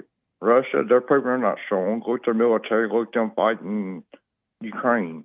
They're not showing they can really do anything. Iran and every other countries are China's only other allies. So China's going to cut bait and run from Iran because they're not going to spend their money sitting over there to fight a losing war for that. Then Russia's getting their drones from Iran to attack everything they're attacking with drones. So you got to look at it from the ways we're cutting off people's ability to do things that we're spending money to fight for. See, all the money we're spending for weapons for Ukraine is Russia getting drones from Iran to fight those weapons. So in the end, it comes back and saves us money. Okay, I'm following you. Yeah, I mean, you generally see positive things happening from this. Yeah, it's not because of Israel. It's not because of Jews. It's because of it's American interest deep down. If you actually, you ain't gotta look deep down. You just do a little bit of research. You can figure out where American interests come in at. I mean, I don't know all those things. I mean, I don't think it's controversial at all to say Israel has its interests, America has its. You know, yeah, but I don't think that's controversial. I think that's just a fact. I mean, so what you're bringing up, I think, is what others simply want to have a conversation on. I guess, you know, who's got more influence in our interests. Now, it's a fine discussion, but that once we start having the discussion, this is where I'm at, for example.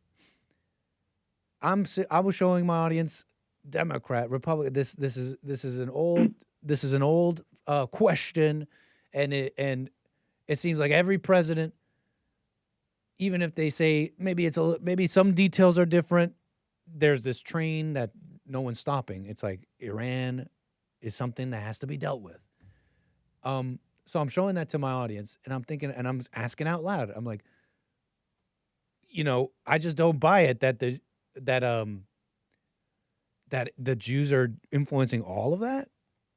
That is just right. Like you're telling me, you know, when Trump comes out and he's just like, yeah, we're going to do this. And they're like, yeah, it's Israel's influence. He's friends with Bibi Netanyahu and all that. But then I'm showing like Hillary Clinton and all these other people. I'm like, so the Jews just control all that? Like, help me understand. 888-775-3773. Someone's going to give me the smoking gun. But until I do, I'm just not convinced. It's like, you're telling me they run all that? Okay, I understand. Israel has its interests. They're very strong at advocating for themselves. They're very, what's the word? They're like an ox. They're very stubborn. And what they want, for example, regional hegemony, getting rid of Iran once and for all, doesn't necessarily align with everything we want. We just want stability, no nukes, the oil and the trade going, and so that being said, though, again, going back to my open question, you're telling me if we can honestly speak about Israel's interests, but you're telling me that so the Jews captured Hillary, they captured all these people, they captured our whole government, like Some of you are saying, yes, Nick, yes, that's what happened. Well, convince me. I'm just not convinced. That was my point of my call, is it's that people need to look at stuff besides it's the Jews. That's all you're hearing from a lot of people, is the Jews. Can't we have other interests besides the Jews, is the point of it? Nobody's controlling Trump except Trump. Yeah, it's just not And that's the point. He's pretty much says that he did a press conference today or the other day, and he pretty much said y'all can surrender and we'll give you immunity or we'll kill you. Either way, you're going to be very dead. You know the way he says it. Just he got to put the info on it. You're going to be very dead when we get through with you. And it says it's not always about some other country, some other interest.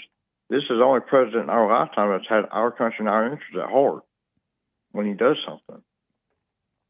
But anyway, man, that's all I had. Thanks, I don't Jeff. need to call. For sure. Call me again, man. 888-775-3773. Where were we? Where were we?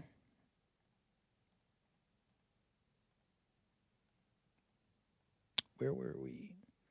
We're done with the Clintons.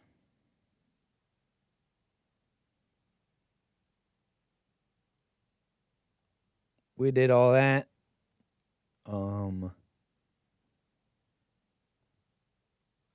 Let's take this call blind. Where my call screener at? Hey, caller, your name and where are you calling from? Hola, señor Gonzalola. How you doing, Me, sir? John. Juan. Out of Tejas. Tejas. See. I love Tejas. I'm near the border. I come to this country. I'm not okay. You said call me and tell me how Israel is in control of all this. Yeah. And you're speaking right to me. I was. All right. No, but because I have a question. Okay. What is Zionism? I think it's like nationalism for Israel with you got to throw in a little religious justification, I think. I think that is the question that we should ask. And there were you remember the health secretary from Biden administration? No. The transgender man that was a woman? I think I do remember. Israeli dual citizenship. A lot of people in Congress had a dual citizenship. So what they do is they lobby, and they lobby for their interests. And it's interesting that I think we can talk about Zionism and kind of follow the thread from Zionism, but that's all I have to say.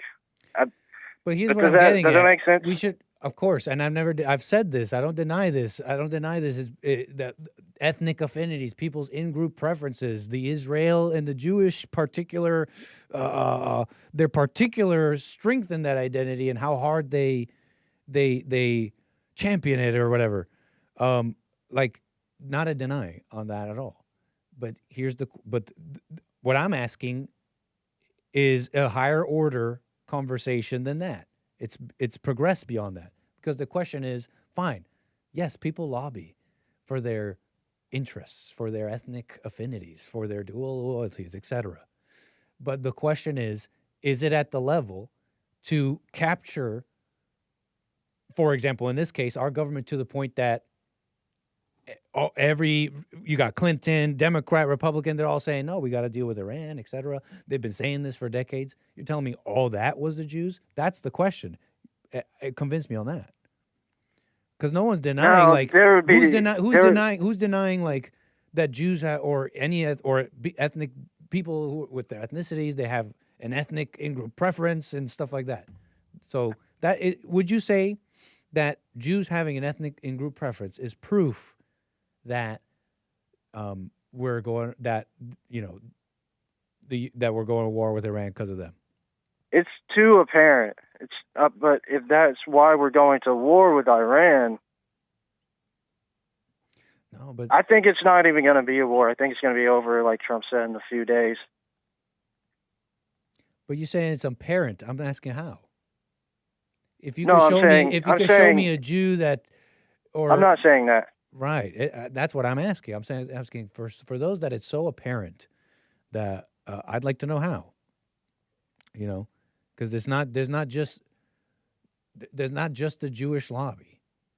That's No, not, the not only every thing. Jew is over there in Israel either. But here's what I'm asking though. It's like I understand that lobbying exists, but there's not just the Jewish lobby. That's not even me saying the Jewish lobby is not as strong as you guys say. I'm saying maybe. Prove it to me. Tell me how you know this. Tell me how you know for a fact that the Israel lobby is so strong that all of our actions with Iran is only because of only because of Israel and the Israel lobby. That's what I'd want someone to make that clear, and I don't think you can. Well, I will say one last thing. In 1970, we went off the gold standard. Our money became fiat currency. So the most valuable thing in the world then became oil. So just this year, we've done like a $700 billion arms deal with Saudi Arabia, our ally, right? The UAE, United Arabian Emirates. Iran's in that area. And so that's just one interesting thought. But then another interesting thought is that, two more interesting thoughts, is that we started printing money in like 1914. We started printing the U.S. dollar. And then that's just one thought.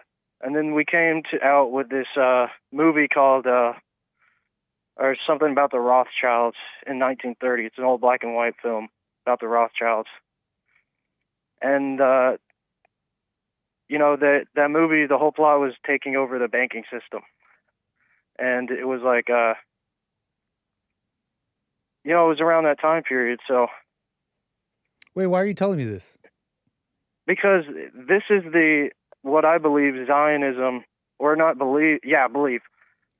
I don't know if it's true, but I believe it, is that Zionism is sort of a cover. It's like the ultimate, like, ism. If you think about it, all isms are, lies. They're thoughts. Racism, sexism. But Zionism is like an ism that rises above. It's the right of the Jewish people. They were God's people. Like, that's all of the isms into one ism. But that doesn't even make every person thinks a they're lot of God's sense. people. What's the difference?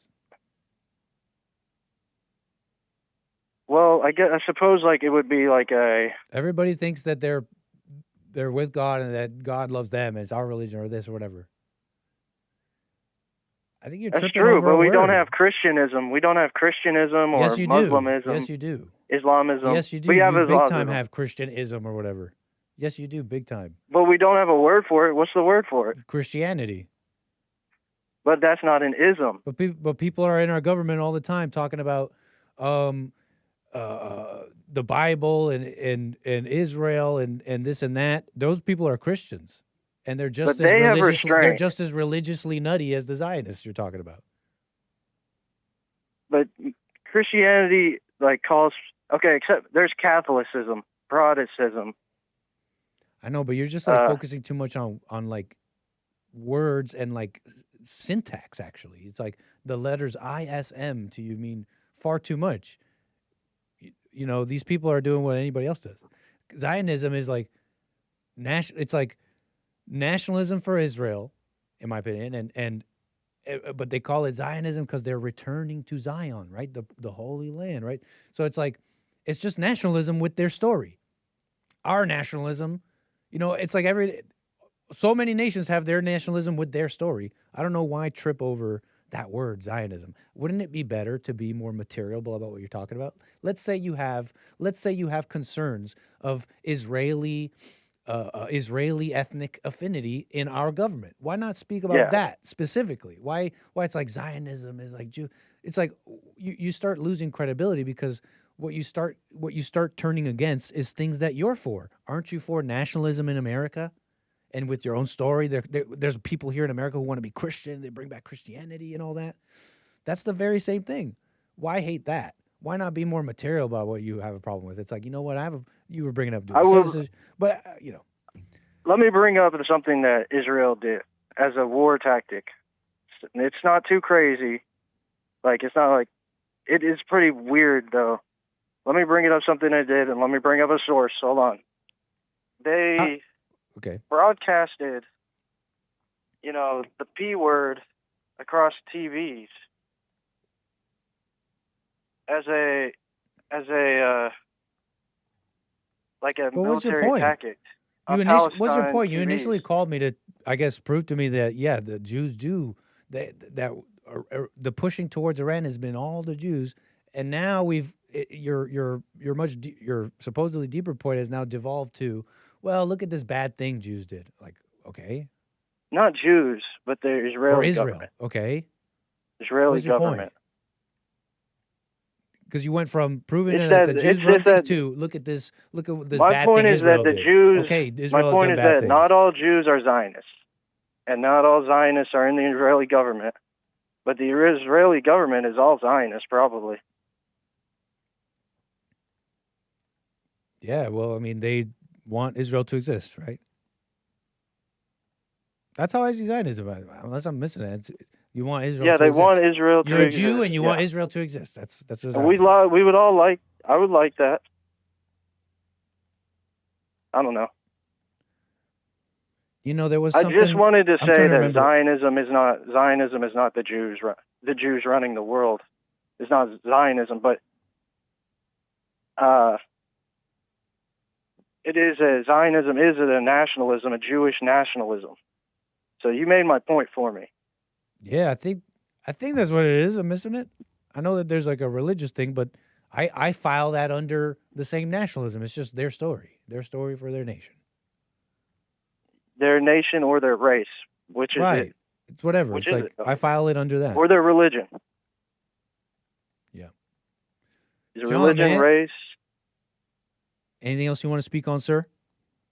No, but thank you. I think you made my point that the Zionists aren't all Jews and the Jews aren't all Zionists. I wasn't making that point. I'm just saying, I don't know what, I didn't say that. I just said, I think Zionism is nationalism for Israel, and there is like a religious story that like justifies it, but I file it under, it's their story. Every nation has their story, why they should exist. Sir, John, can you call me again, man? Yes, sir. Yes, sir. Adios. Appreciate it, sir. Take care. A nation for Jews, none for you. But is that what a Zionist believes?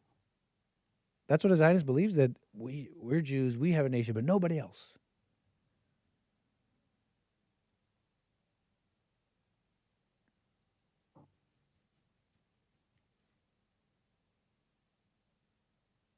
Zionism is just a fancy word for fascism. But isn't that just your characterization? Let's say you had like a true criticism of the Jews. Why would anyone want to listen to you, right? Because you're saying Zionism is just isn't that your characterization? I don't like Zionism, so I'll call it fascism. Zionism is like, I'm a Jew and I believe this land is ours. How about you're an American and I believe this land is ours? No, you're a colonialist. You're like, what are you opening yourself up to? Zionism is so you just don't like it and call it fascism? That's not like rational. Like, am I crazy? Like, that's what I care about. He's a Jew simp. Yeah, sue me. I love the Jews, but I'm talking about being rational and having a conversation. Like, Zionism is just fascism. Like, maybe I'm the ignorant one. Tell me, 888-775-3773. But it's just like, isn't that just your characterization? Like, I don't like them, so I'm going to call them fascist.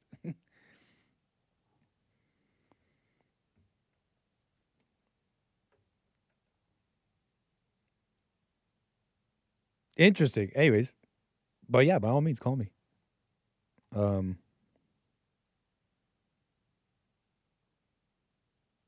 this conversation would have been outlawed 20 years ago. Come a long way. I can understand some of that, which is the gripe that a lot of people have. I think, and a lot of people really, they've adopted it. They saw they're fans of particular people, and those people, yeah, they got censored, they unfairly treated, and now you're feeling like you got unfairly treated. It's like maybe you're identifying a little too much, but yes, fine. I didn't think about Jews before, but now we've been talking about it for some years. It's like, yeah, it was obviously controversial. People were censored in the wrong way. Why? Because certain people have like an ethnic affinity, and so you criticize, we'll hit you with the ism, so you can't criticize. Sound familiar? A lot of people do that, but okay, fine. The Israelis, the Jews, they're particular with it. You can't speak Holocaust, etc. And you have you have a gripe over it. I think we discussed this now for some years now. Isn't it time to like move on from that? Especially if you've never been like censored either, too. Like it wasn't even you; it was like someone you just like, which I can understand. I don't think that guy should have been censored at all, or ostracized by the Republican Party. But isn't it time to grow up a bit? Isn't it time to like progress the conversation? Now it's like, okay, yes, it was a censored thing, ethnic affinities, etc. But let's be serious now. Can you really blame XYZ on XYZ? Can you blame, for example, I mean, I already said this before, but, let's progress the conversation. It's like, okay, Jews created communism. Are they responsible for all the communism today? Like, various things I'm thinking of.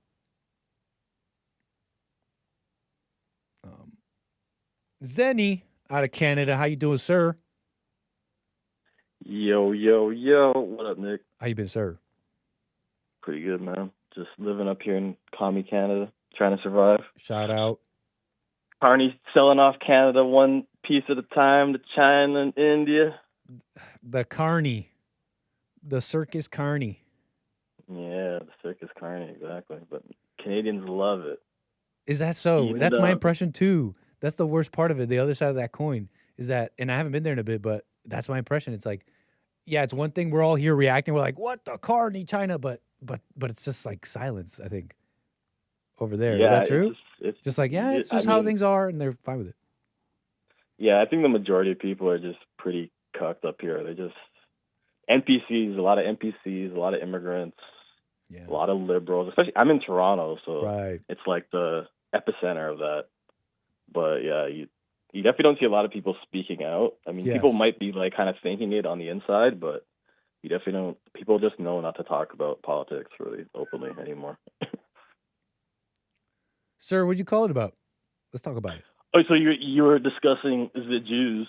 The Jews. Los jodidos. I mean, sorry, I meant judidos. That means is that how Jewish. you say it? Is that how you say it in Spanish? Yeah, but it's also close to another word which means damned. Jodido. Oh wow, interesting. You were saying? But like, so you're saying about the Zionism, and I just found a definition for it, so we can just. Okay, let's talk about it. It seems pretty accurate to me. Zionism is an ideology and a nationalist movement that emerged in the late 19th century Europe, advocating for the self-determination, establishment, and support of a Jewish nation-state in their ancestral homeland, the land of Israel, historically, and it's in parentheses, historically Palestine. Yeah. I like that definition. I got to say I like it because I think that's how I see that word. It's a word that denotes a historical time, a movement, and it may have some, some of the edges may be frayed over time, but, it's not all this other stuff. It's just like it was a particular movement. I think that's good. Yeah. It started in Britain, right? In England or whatever. I'm not sure that's exactly where it started, but that's where they got the Rothschilds, the Balfour Agreement. Or whatever. That's what I meant. Yeah, it advanced a lot in Britain and all that. Yeah. But I think it's interesting. The second part of it says like this is from an AI overview, right? But it says key aspects of Zionism include core objective, the creation and maintenance of a Jewish state, Israel, where Jews can be the majority and ensure their security and rights. So I thought that part was very interesting, right? Because that's nationalism in right? That's nationalism for Yes. them. And so when I said in the chat, I said that that Zionism means that they can have a nation, but no nation for you. What I mean is that they have this in their constitution, where it says that Jews have to be a majority of the nation, right? Cool. Like they have to be. Yeah, awesome, right? Wouldn't we love that, something like that for America, where it says that Christians, it has to be majority Christian, or it has to be majority white, or Canada, it has to be majority Christian or majority white, or some combination of both, or something like that. Yeah. I think that would really have helped our standard of living. Yeah, for sure.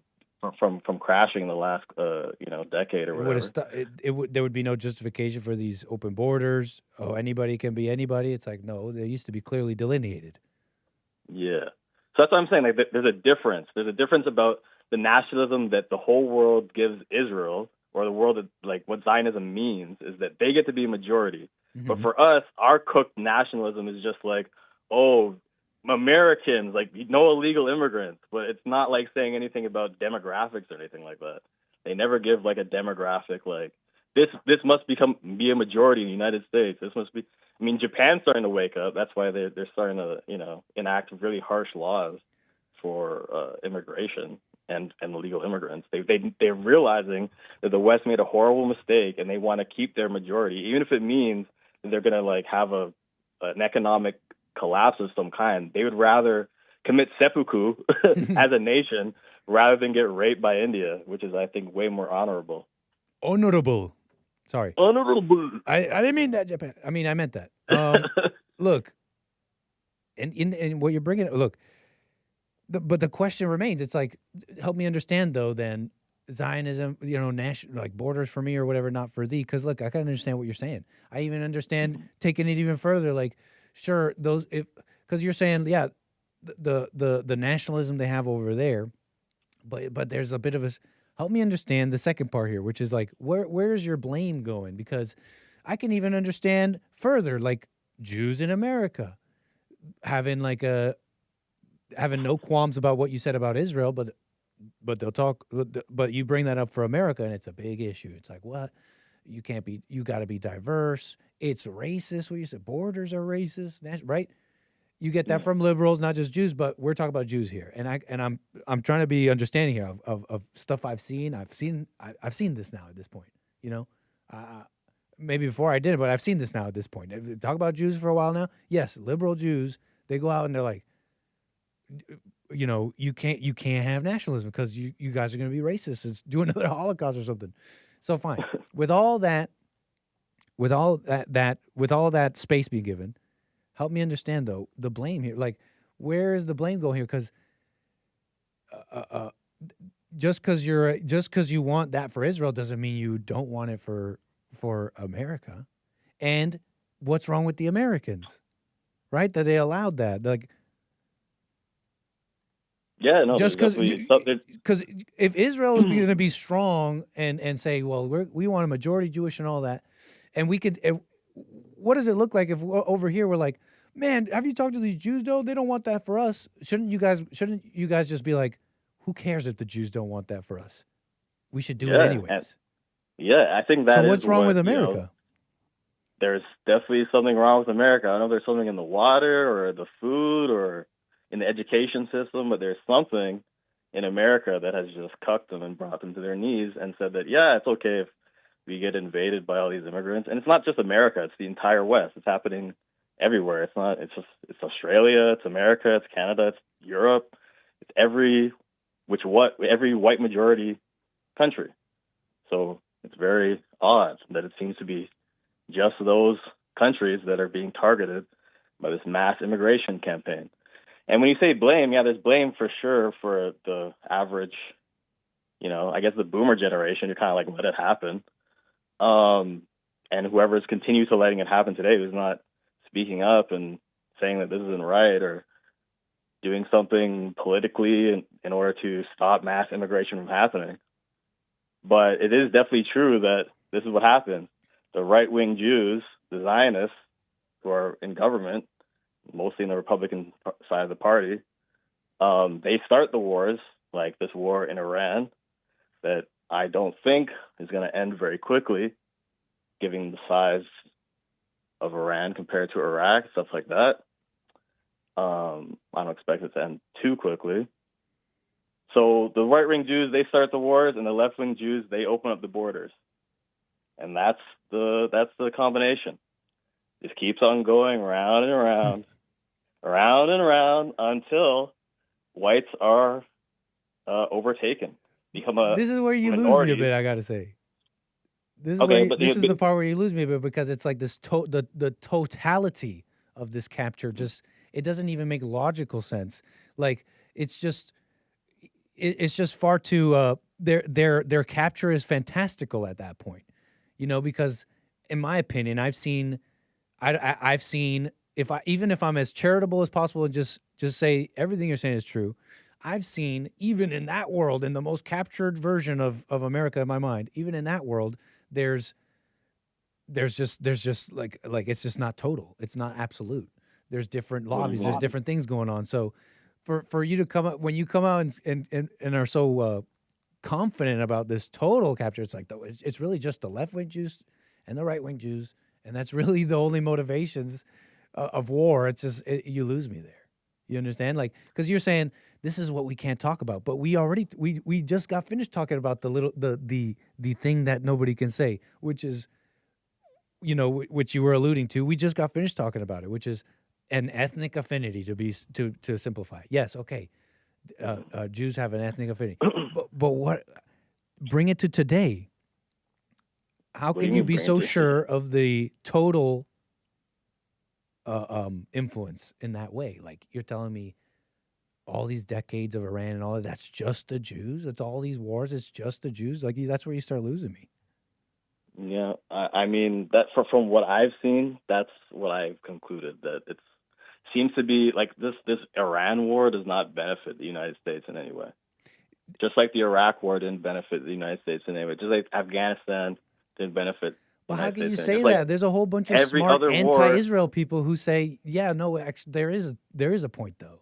You say war with there is no benefit at all. Can you tell me that there were the Strait of Hormuz, stability in the region, the Strait of Hormuz, the Suez Canal, oil prices, energy, and the stability of our allies, money, trade. So if you mean Strait of Hormuz, that means that's trade. That has to do more with trade and oil and energy. Yeah, but that means full regime change, which means boots on the ground.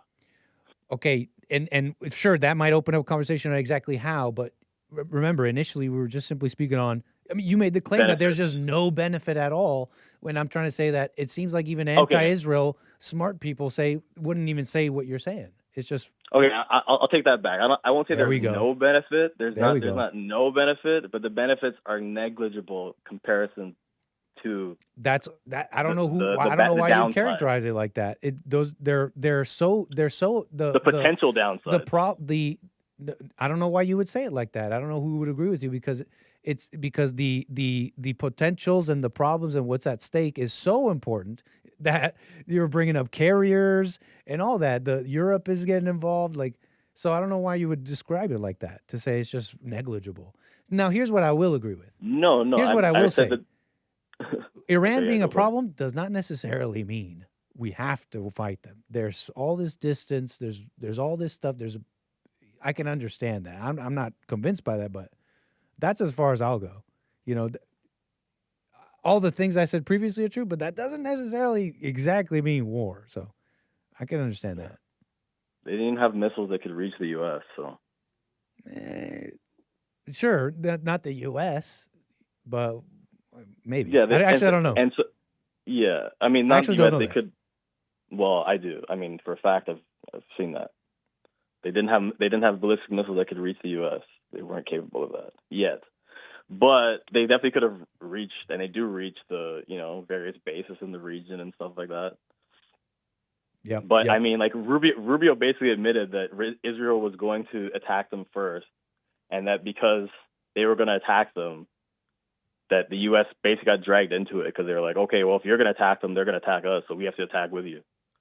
So I understand that. I brought it up earlier. Example please. Yeah. Are we going to move to something else? I just want to quickly comment on Rubio. Because No. I was just gonna say that's another example of like just how Israel's kind of calling the shots in a way. They're saying, "Oh, we're gonna do it. If you don't do it, then you know." Look, I really, it's like I want to talk about this, but I gotta say that's not a reason. That's not a sign of what you're saying. That's just basic government war stuff, in my opinion. When Rubio said that was just him selling the war. Because look, here's what you have to, and I think you're gonna agree with me on this. Here's what you would have to assume if what you're saying is true, because you would have to then make up this story that poor Trump is just being dragged along. He just really, I'd rather not do anything, but these Israelis are just bombing. No, Trump. You see how that's such a fantasy, and especially for those who are maybe the most critical of Trump. You think you're telling me he just doesn't want? So what is it? Does he want this war or not? Right? Is he captured or not? Then you'd have to say he's just being dragged along, and these poor Trump is no. He is definitely aware of what's going on, and I think it's a bit of a fantasy to say, right? He's just like doesn't want anything, and it's everybody else who's just pushing him. Like no. So I think that's a bit of a planted story, and that was Rubio's way of selling the war to the public. And Trump came out shortly after, by the way, some reporter asked him about that, about Israel forcing their hand. He's like, no, I forced their hand. And so you could believe what you want, but I really don't think it's what you're saying. That's them selling the war, man. They're with it too. I don't get that statement though. I forced their hand. How does that make sense? I could explain. I don't have that Like much time. Trump I did it earlier. Definitely Trump check out wants the war more than Israel. You said what?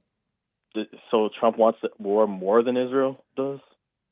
I'm not saying that. But you'd have to assume that he wants no war at all and wants nothing to do with that region to agree with the characterization of this planted story of Israel forcing their hand. I think that was just that's just Rubio's way of selling that war.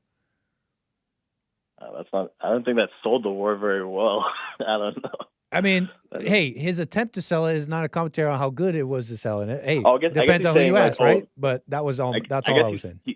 He's selling the war being like, oh, they were going to attack us. That's not him saying right. That's not him really saying that Israel really did that, in my opinion. Yeah. That's just him saying that's just how to sell the war to the public. I feel you. Zenny, man, anything else you want to speak on before we move the wheels? Anything else? No. That's it for today. I appreciate your call, man. I've enjoyed this. Call me again. Yeah, have a good one, brother. Peace. Folks, 888-77. Can I even get to anybody? We got to go. It's the end of the show. It's the end of the show. Thank you for your support. Okay, appreciate it, everybody. Make sure you like, subscribe, share. What are you doing?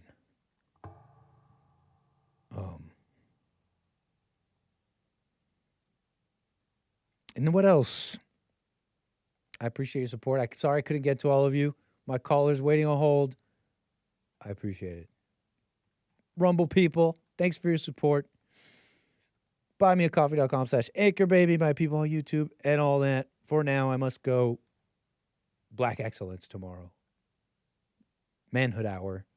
The Hake Report. And then, of course, more American Anchor Baby. For now, I must go. Take care. See you tomorrow. Oh, little Nick, too. He's got to say bye, too. Bye.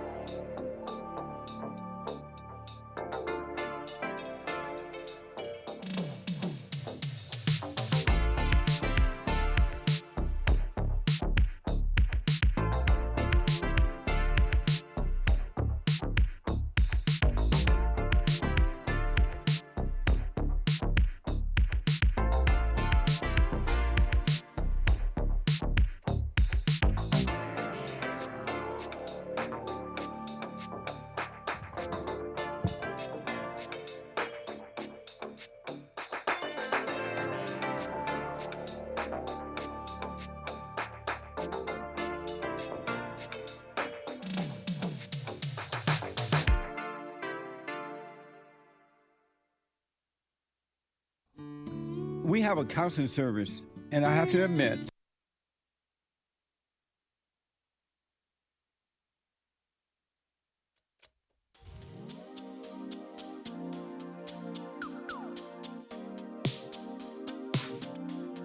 the views, information, thoughts, and opinions expressed during this show are the individual's own and do not represent the views, thoughts, and opinions of the JLP Network or Bond. Their appearance on the program does not imply an endorsement of them or any entity they represent.